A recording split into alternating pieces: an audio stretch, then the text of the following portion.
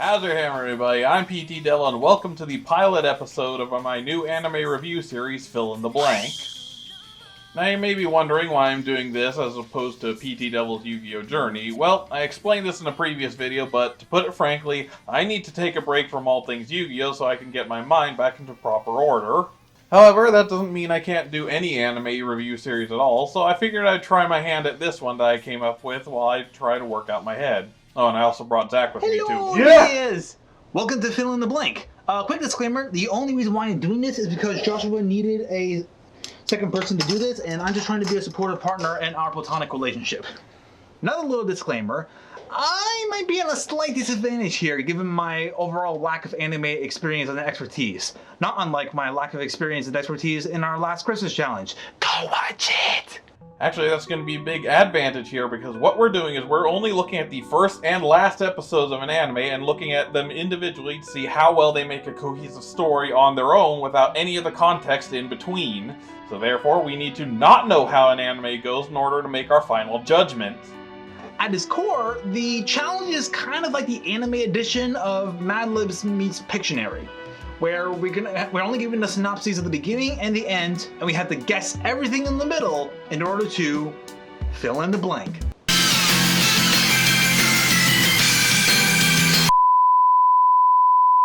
Hey, can we stop it with the over-aggressive editing? For cluck's sake!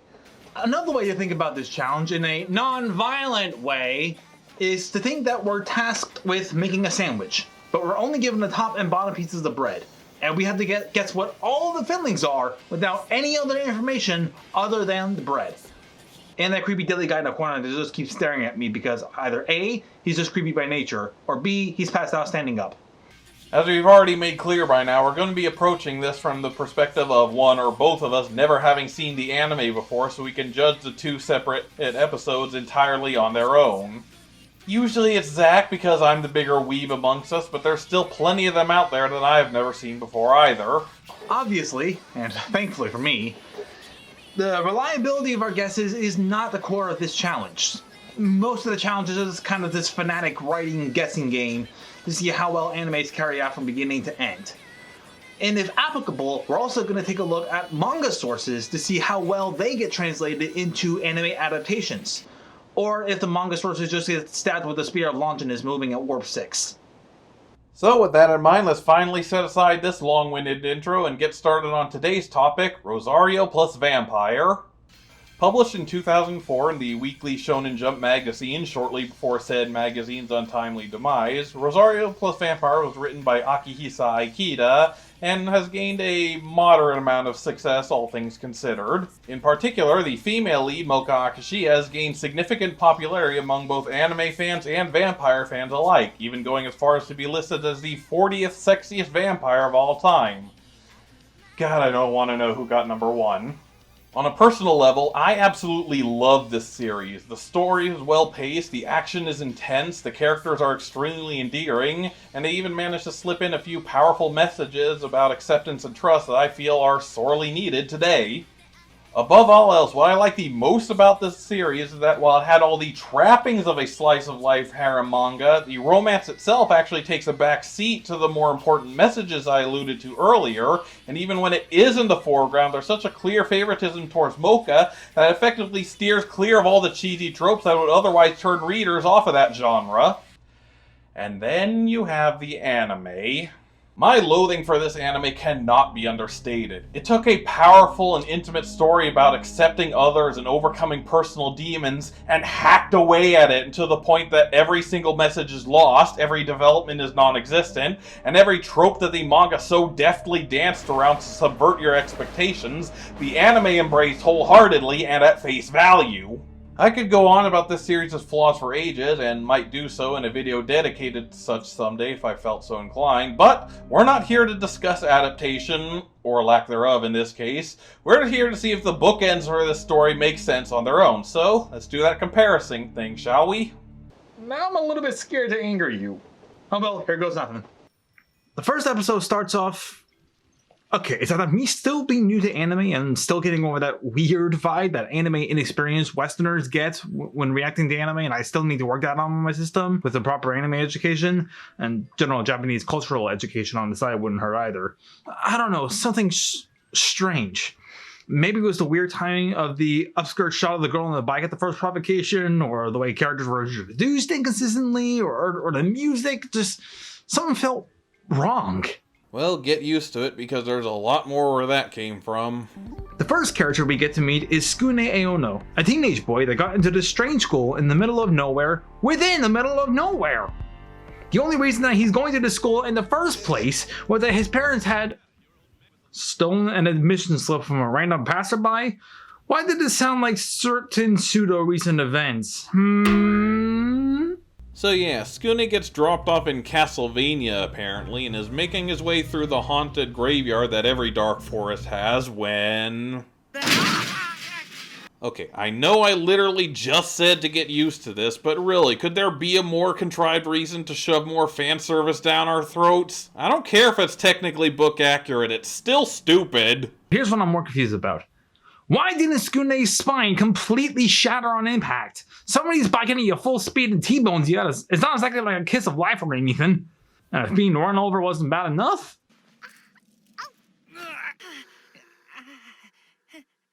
So yeah, it turns out that this busty beauty here is a vampire, and it's become so smitten with the scent of Skune's blood that she befriends this average guy right there on the spot. What are the odds? I've never made friends with a cute girl right after being bitten in the neck, because obviously I've never been bitten in the neck. Speaking of bitten in the neck, why the cluck isn't Skune already turning into a vampire? Isn't it like the rule number 1 of vampire? If you're bitten, you turn, you sleep, you creep, you goth, right? Unless I'm missing something in the Japanese adaptation of American European vampire myth. You know what? Never mind. I don't want to ask too many questions about anime, especially not this particular one. Yeah, it's more of a spoiler for the manga anyway, so that's probably for the best. Anyway, like I was saying, it turns out that not only is Mocha a monster, but so is all of the rest of the student body and faculty at this school.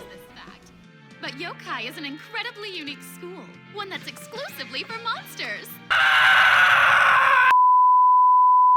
As it happens, this school, called Yokai Academy, oof, bit of a red flag there, is designed to teach monster-human coexistence despite having a strict no-humans policy for some reason.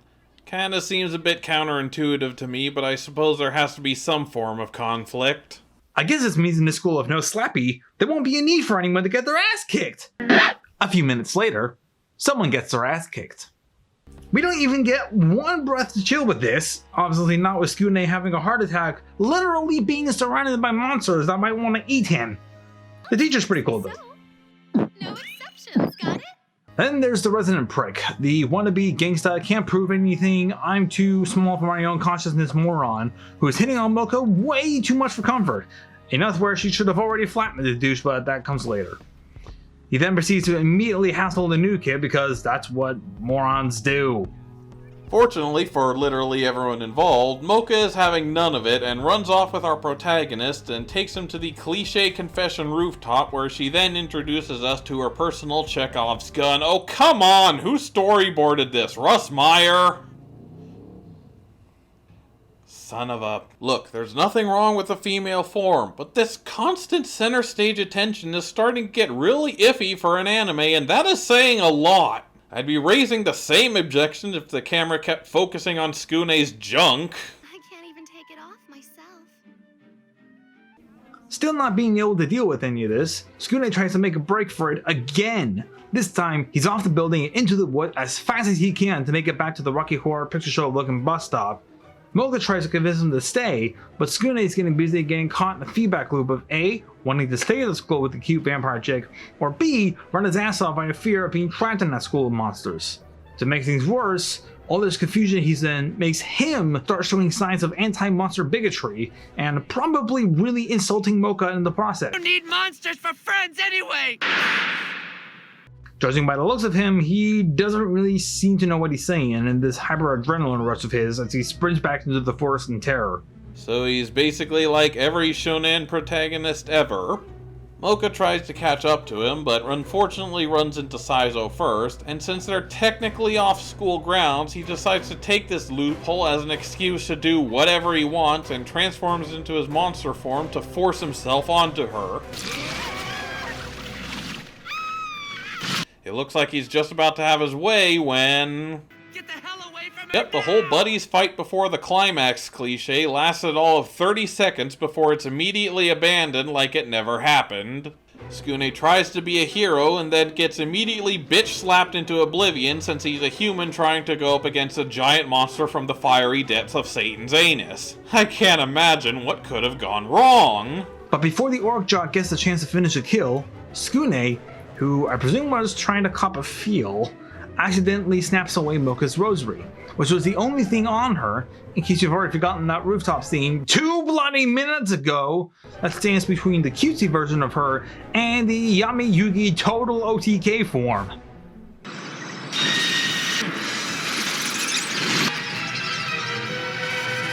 Hey, PTDevil, is the out-of-nowhere OTK transformation a common trope in anime? Sort of? Does this mean Mocha qualifies as a magical girl now? Not really sure. But back to Mocha's cannon butt whooping. She continues with the Seto Kaiba, one card elimination overkill, screw the rules, I'm the best, screw everything technique, with one kick from a tiny scantily clad leg. T to the K to the TK, TKO. Meanwhile, Skune's just lying there like he got punched in the soul, which he kinda did, as his brave but inexperienced character archetype suggests, just as Mocha turns back into her submissive, unworried ultra self. As the cherry atop the pointless sundae, it turns out the bus leading to and from the school only shows up once a month, meaning that for the time being, Skune is stuck here and has to find a way to survive in this school of monsters. Luckily, he has the super cute S-class vampire on his side to help him, so happy ending, right? Next episode? Actually, no, we have to go to the last episode. That's the whole point of the challenge, remember? We jump to the last episode of the season, where the super cute cat teacher from episode 1 is now in the office of some creepy dude we only hear addressed as Mr. Director. The teacher, Ms. Shizuka Nikonome, is pleading him to spare several students from... Wait, what execution? Yep. Skune, Bow's trapped in the middle of an Orwellian 2 minutes of hate / Salem witch trial / QAnon march, strapped to a crucifix and surrounded by logs to be burned alive. And according to Skull Prick number 2, this second-in-command looking creepy guy named Kuyo, all of Skune's friends are presumably going to be hunted down and exterminated alongside him. Say what? After that dose of plot whiplash that would make Stephanie Myers dizzy, we cut to each of these secondary characters lamenting their losses when, out of nowhere, a wild crow appears to try to talk some sense into them and get them to take action. Oh, and it turns out the crow is a girl. Hey Zach, pop quiz. Who are these girls and what are they doing here? You said crow, and for a second, all I could think about was Edgar Allan Poe. Then I realized that this is Japan. I remembered the crow's name is Rupee, which is not surprisingly the same name as Mocha's rosary. There's the one girl that looks like a goth dark magician girl, and all the others around him are, I assume, all the competing love interests. That's as if we needed this anime to get any more cliche, or in the general sense, any more creepy. They all team up in one of the most passive-aggressive arguments of I want to multi myself to we gotta work together for the pretty boy whiplash thing I've ever seen. Not gonna dig into too much further detail there. That's probably for the best. The girls arrive just in time to stop the execution and rescue Skune from the angry mob led by Kuyo.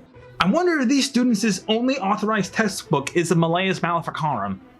Kurumu and Ruby spirit Skune away to safety while the others stay behind to buy time and fight Kuyo's minions consisting of a Cerberus, a Zhangxi, and an Iron Golem? Does that even count as a monster? Technically, yes. The original Jewish story of the Golem has been interpreted to make beasts out of a lot more than just clay or dirt. Some of them are solid rock, some of them are metal like steampunk machines. As for anime definitions, well, it's anime. I think the standard definitions of anything kind of take a backseat in this sort of thing. Anyway, Mocha catches up to Skune and they share a nice heartfelt moment together and that they're all out of danger and that the day is same and nothing could possibly go wrong. A few minutes later, someone gets their ass kicked. Oh my god, it went wrong. Who could have possibly predicted that? So yeah, they only managed to get away for all of 5 seconds, and Skune gets a firebolt to the chest for their troubles. He uses the last of his strength to remove Mocha's Rosario, and So the S-Class super monster is upset over the death of her little human pal. she promptly punts Kuyo into next week for hurting him. However, all is not yet lost, as Mocha quickly hatches a plan. Give him my blood. Since Skune is still alive, she theorizes that if she can inject her own blood into him, it might give him the strength he needs to recover through her own vampire force. So while Mocha's doing her thing, the rest of the girls put themselves between them and the now flaming wolf form Kuyo, who immediately criticizes their sticking together bullshit. Give me a break with all this friends sticking together bullshit. Monsters and humans are enemies and always will be. Going off on his nationalist, anti-human, jingoist, right science, misanthropic bullshit rant, he tries to justify the Orwellian mob he was orchestrating not 2 minutes earlier in that purging humans is the only way to salvation. I'm now convinced way too much of Yokai Academy is a cult. Looks way too similar to the psychologies of some people. I was going to call this cliched, but given how much of an issue this is today, I guess my actual complaint is that Kuyo is too real, bro, too real. Anyway, Kuyo launches a nuclear fireball towards the group, far more powerful than it to stop, but just when all seems lost, Gin shows up seemingly out of the ether and takes the hit for them. Care to explain this guy with another pop quiz, Zach? Oh boy. Just answer the damn question. Oh, you wanted me to answer for real. Oh, my bad, okay. What was the question? Just tell me about this guy or I swear to Miyazaki! This random guy out of nowhere, their leader, comic relief mascot, their secretary, no idea honestly, decides to use the jump on the grenade tactic to steal the other students, and in the process seriously wounding himself, not to mention making himself about medium rare by now. I'll take what I can get. Anyway, the others step up to try and buy Mocha more time and come at him with all they got, and actually manage to do some damage in the process.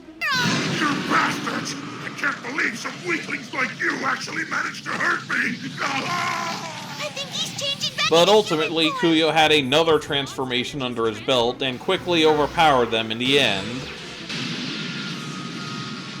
What the hell is happening up there? Don't know, but that felt like an earthquake. Hey, get the line moving up there, would ya? It's jammed to the top, you dumbass. I see now. Now Kuyo's evolved into his whatever that furry Mewtwo form of his is. The rest of the students take a stand, and then they're unexpectedly joined by Mocha, who seems to have failed in saving Skune. I'm gonna kick your ass from here to Kingdom Come. It's obvious that the failed attempt has taken a toll on her, because not only can she not execute any successful techniques, she can't even land a single successful hit. While Super Saiyan Kuyo effortlessly slaps her and the rest of the team aside like leaves in a gale.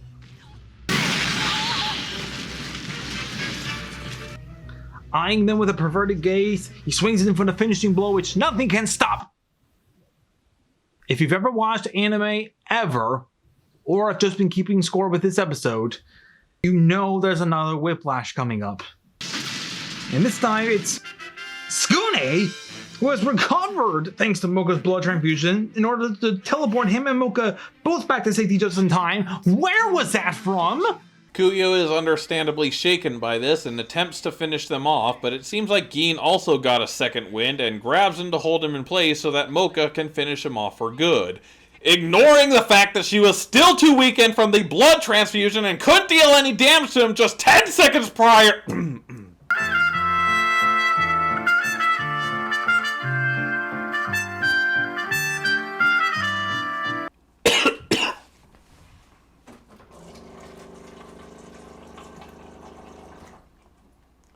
Anyway, Kuyo goes down just in time for the other students to arrive and witness the aftermath. Conveniently, everyone jumps to the conclusion that it was Skune who kicked his ass, and therefore his name was clear to being a human. Everyone cleans up, Mocha and the others eventually recover from their injuries, and it all ends on the most tropey anime ending possible.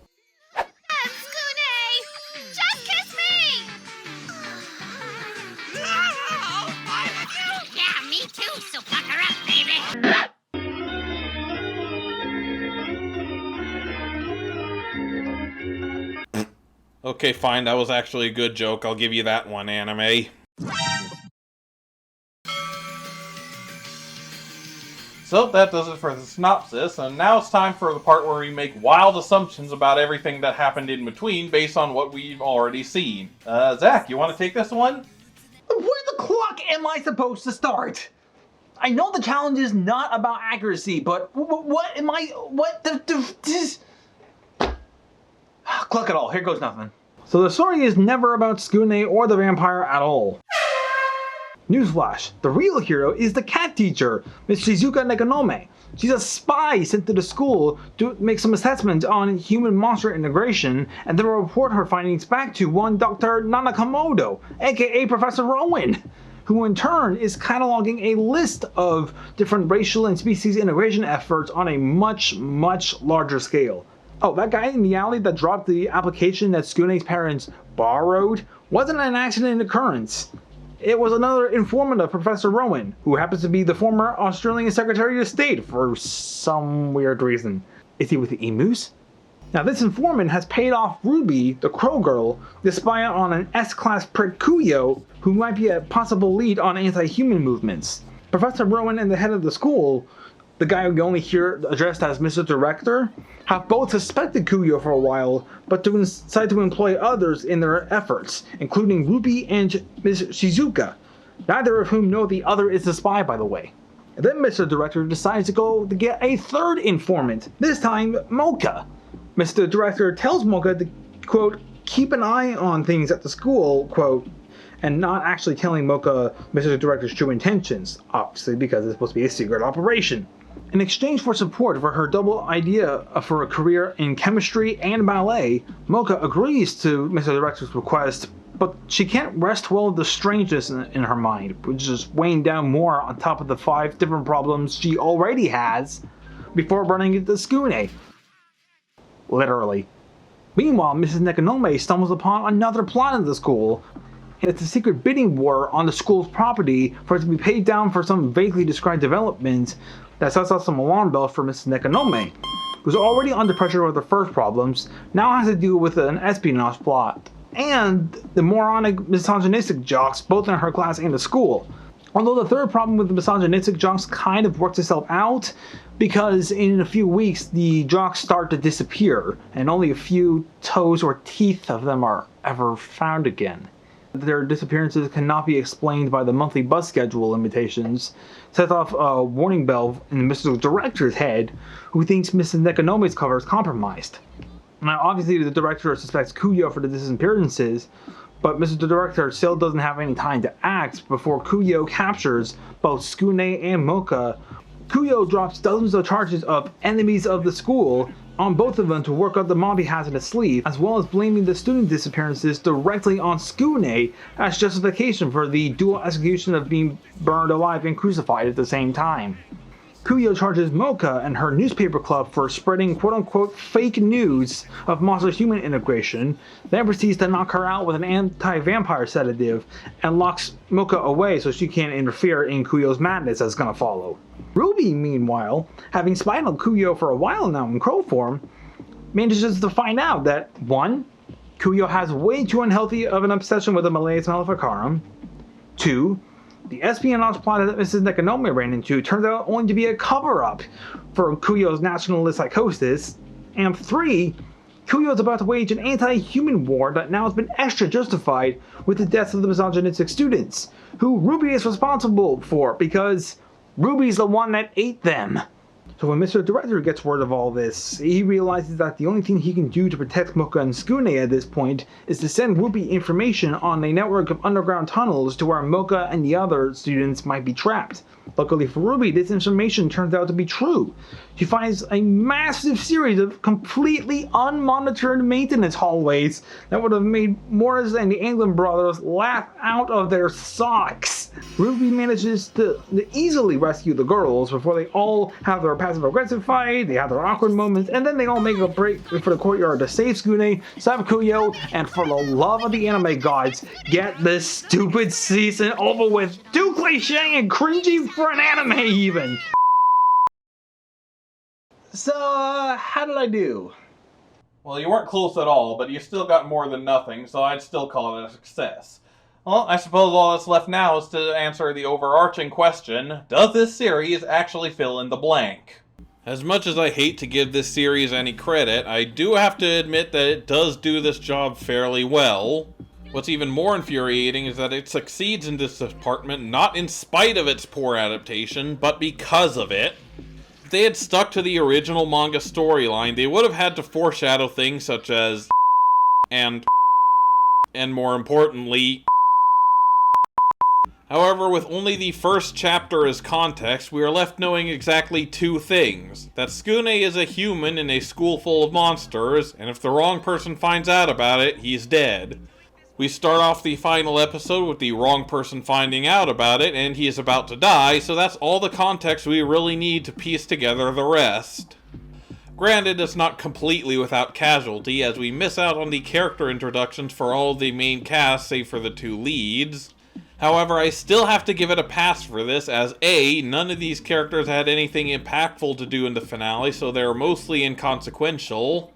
And B, said character introductions were handled so poorly, both in adaptation and in general storytelling, that I think it's for the best if you just skip over them. More importantly, however, is that almost all of the intervening episodes were shameless, fillery fluff that had no bearing on the overall plot whatsoever, so the general narrative of the series as a whole isn't hurting in their absence in the slightest.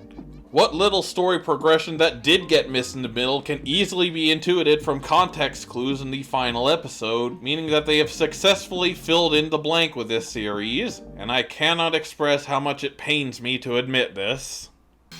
Final thoughts. While I hope that I made it clear that my disdain for this anime is mainly due to its poor adaptation, I want to reiterate it's my love for the series as a whole that makes me feel so strongly about its poor treatment of the source material. The manga is one of my favorite examples of a shonen manga that actually works in important themes of acceptance, sacrifice, trust, personal growth, overcoming prejudice, segregation, unity, courage, morality, and sticking to one's code of ethics, whereas the anime just really wanted to be PG-13 monster musume. I can't really speak on the whole monster musume thing, and at this point I'm too scared to ask. What I can speak on is the really intense themes of monster and human integration versus segregation, which have a lot of real-world historical parallels. There's the events in Little Rock, Arkansas in the 1960s. There's the coup d'etat in Wilmington. I'm sure there's parallels to be drawn. And a lot more parallels to be drawn of what went down on the Capitol. And I can't believe there are still millions of people who are supporting this little I think it's a valuable lesson to be on your guard for people like Kuyo. Now, there are some people who are just moronic and who will buy anything, and they are certainly dangerous. But that's not the only dangerous kind of person. There are those who will buy anything, but there's also people like Kuyo who are actually smart and know what they're doing. I think it's worth a lesson to be vigilant, to be aware of both of those. Those who will buy anything, and those who will sell just about anything and know what they're doing. If they had just stuck to the messages of the original manga, they could have used this parallel to help highlight some of these issues we're still dealing with today so that there could be at least some takeaway from this. But no, apparently the writers wanted to spend more time focusing on panty shots and rom-com anime tropes instead. I think it goes to say that some of these people really need to get their priorities in order. Overall, I do have to admit there's nothing objectively wrong with the anime, so if you want to give it a watch, feel free to do so, so long as you can forgive this series for its failure to live up as an adaptation. Personally, I cannot, so this series gets a big ol' f*** you from me. I can't believe some weaklings like you actually managed to hurt me!